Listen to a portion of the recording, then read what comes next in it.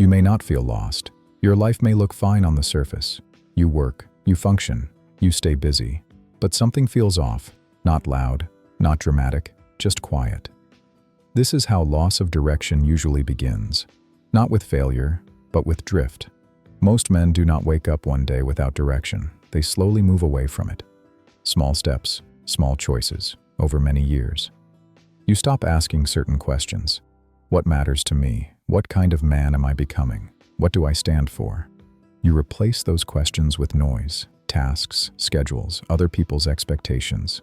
At first, this feels responsible. You adapt, you adjust, you do what is needed. But adaptation without identity has a cost. When you do not choose your direction, life chooses it for you. This matters because direction is not motivation. It is not goals. It is not success. Direction is internal alignment. It is the sense that your actions make sense to you.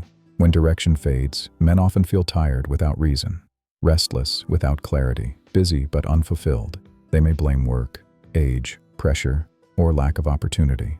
But the real issue is deeper. It is psychological. A man's sense of direction comes from identity, from knowing who he is and who he is not. When identity weakens, direction collapses quietly. This loss is dangerous because it feels normal. You still function, you still perform, but inside, you are no longer led by inner choice. You are pulled by external demands. Over time, this creates confusion, then frustration, then numbness. Many men live here for years, without language for what is missing. In this guidance, we will slow this down. We will name what is happening and explain why it happens without awareness. Not to judge you, but to give you clarity. Because once you see how direction is lost, you can begin to recover it. Pause here. Listen carefully. This is where awareness begins. Loss of direction does not happen from one bad decision. It happens from repeated avoidance. Most men avoid reflection, not because they are weak, but because reflection feels uncertain. It asks uncomfortable questions.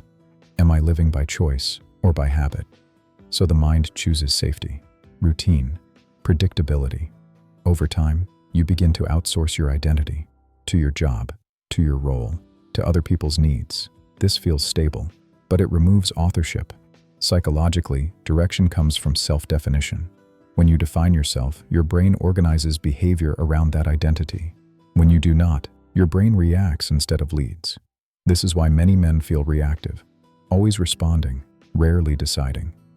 Another cause is delayed dissatisfaction. You ignore small internal signals, boredom, irritation, loss of meaning.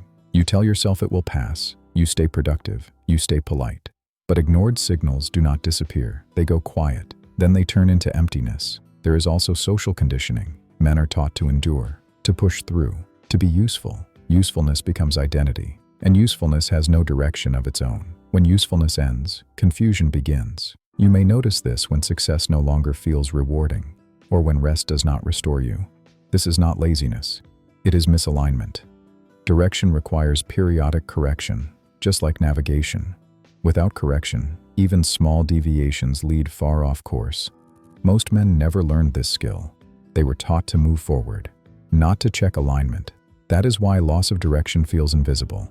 It happens while you are moving. Understanding this is important, because the problem is not you. It is the system you learned. And systems can be changed. Direction returns the moment you reclaim authorship, not control over life, but ownership of choice. You do not need a dramatic change. You need clarity. Clarity begins with limits. What you will no longer tolerate, what you will no longer chase. Identity is built more by refusal than ambition. When you know what you are not, your mind stabilizes. From that stability, purpose forms naturally, not as pressure, but as direction. You begin to act with less noise, less explanation, more intention. This is what inner direction feels like: quiet, grounded, certain.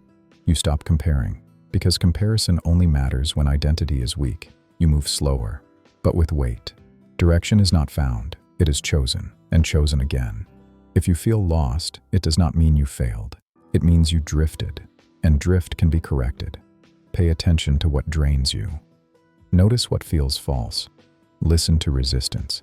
These are signals, not flaws. As you rebuild direction, others will notice a change, not because you say more, but because you hesitate less. This is the psychology of inner direction. Not loud, not forced, but steady. If this guidance helped you see yourself more clearly, continue learning. Return to these ideas. They strengthen with repetition. Direction grows where awareness stays.